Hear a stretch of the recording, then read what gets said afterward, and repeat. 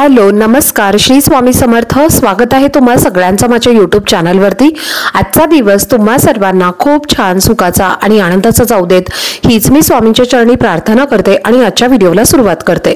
पण त्या अगोदर तुम्ही माझ्या चॅनलवरती जर नवीन असाल तर चॅनलला सबस्क्राइब नक्की करा। त्याचबरोबर कमेंटमध्ये श्री स्वामी समर्थ लिहायला अजिबात विसरू नका।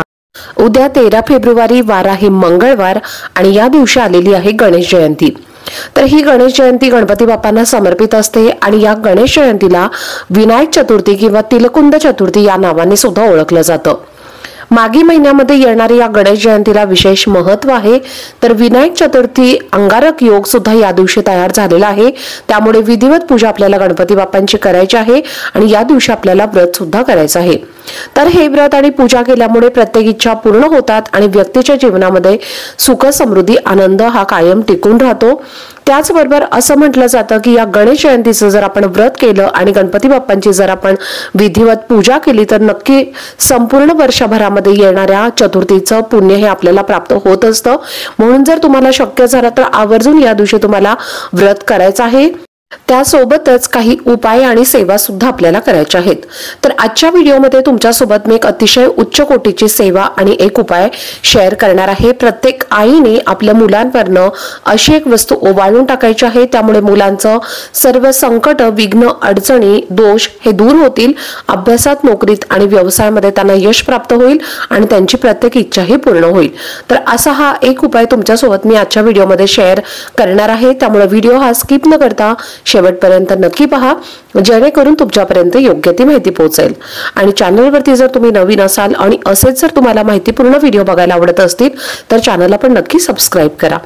गणपती बाप्पा हे विद्येचे देवता संकटांचा नाश करणारे विघ्नहर्ता आहेत आणि कोणत्याही शुभ कार्याची सुरुवात आपण गणपती बाप्पांच्या पूजनेच करत असतो। प्रथम पूजनीय हे गणपती बाप्पा असतात आणि त्यानंतर कोणतेही शुभ कार्य हे पार पडत असतं। शुभ कार्यामध्ये कोणत्याही प्रकारचे अडथळे विघ्न येऊ नयेत म्हणून आपण त्यांची पूजाही करत असतो। अगदी लहान मुलांपासून ते मोठ्यांपर्यंत सर्वांचे लाडके दैवत हे गणपती बाप्पा आहेत आणि त्यांना समर्पित असणारी ही गणेश चतुर्थी आहे। तर आपल्या मुलांसाठी आपल्याला हा उपाय करायचा आहे। मुलांसाठी मुलींसाठी आणि लहान मुलांपासून ते मोठ्या मुलांपर्यंत सर्वांसाठी तुम्हाला हा उपाय करायचा आहे। मुलं मुली या दोघांसाठी तुम्ही हा उपाय करायचा आहे। त्यांच्या बुद्धीमध्ये यामुळे वाढ होईल, त्यांची बुद्धी तीक्ष्ण होईल, ते जे काही अभ्यास करतात तर त्या अभ्यास त्यांच्या लक्षात राहील। त्याचबरोबर त्यांच्यावरती जर काही संकट असतील तर ती दूर होतील, विघ्न असतील तर ती दूर होतील, वारंवार जर ते आजारी पडत असतील तर ते सुद्धा त्यांचं दूर होईल। मुलांना प्रत्येक क्षेत्रामध्ये भरभरून यश मिळेल आणि असा हा उपाय आपल्याला करायचा आहे।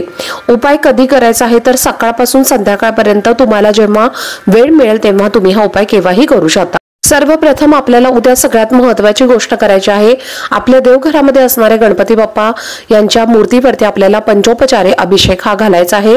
त्यानंतर ओम गण गणपते नमः असं म्हणत तुम्हाला हा अभिषेक घालायचा आहे आणि अभिषेकाचे जे तीर्थ आहे म्हणजे जे पाणी आहे तर ते सुद्धा मुलांना प्यायला द्यायचं आहे। त्यामुळे मुलांचे सर्व दोष दूर होतात आणि मुलांची बुद्धी सुद्धा तीक्ष्ण होत असते।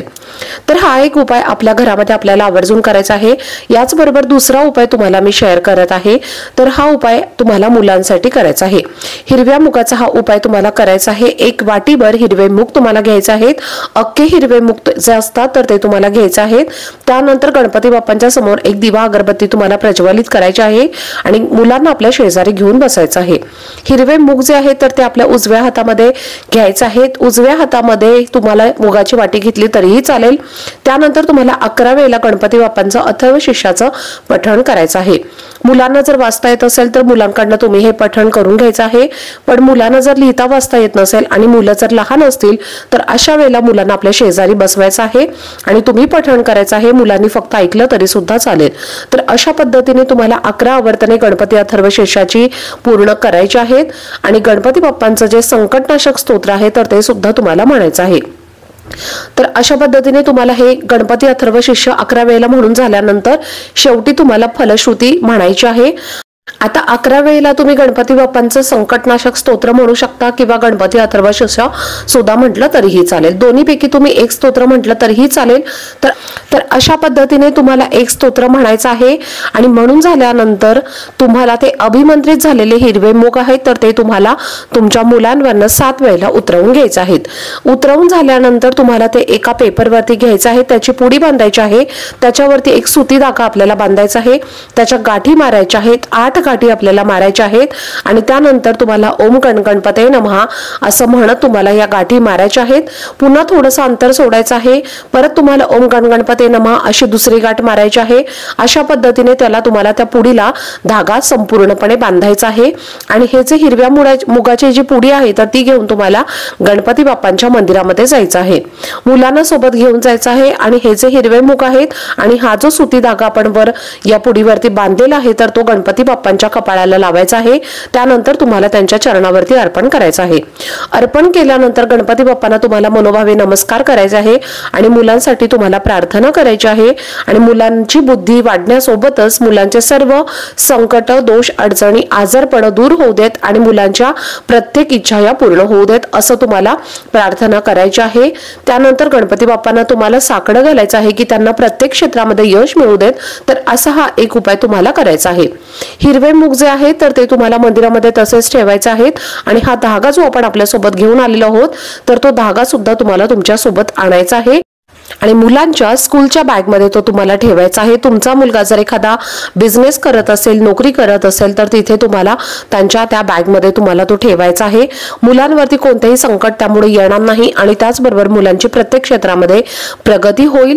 तर उद्या गणेश जयंती आहे, माघ महिना आहे, अतिशय महत्त्वाचा आणि खास महिना हा मानला जातो। गणपती मंदिराच्या बाहेर खूप उद्या गर्दी सुद्धा राहील।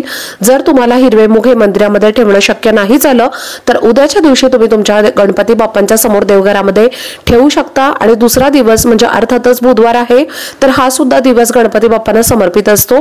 त्यामुळे पुढच्या दिवशी म्हणजे बुधवारच्या दिवशी सुद्धा तुम्ही मंदिरामध्ये हे नेऊन ठेवलं तरीही चालेल। तर अशा पद्धतीने तुम्ही हा उपाय नक्की उद्या आवर्जून करा आणि तुमच्या अजून काही शंका असतील तर त्या सुद्धा तुम्ही मला कमेंट करून विचारू शकता। तर चला, झालेली सेवा ही मी स्वामी महाराजांच्या चरणी रुजू करते। आजचा व्हिडिओ जर तुम्हाला आवडला असेल तर व्हिडिओला जास्तीत जास्त लाईक करा आणि जास्तीत जास्त लोकांच्या बरोबर शेअर करा आणि चॅनलला पण नक्की सबस्क्राइब करा। भेटूयात पुढच्या व्हिडिओमध्ये, तोपर्यंत सर्वांना श्री स्वामी समर्थ।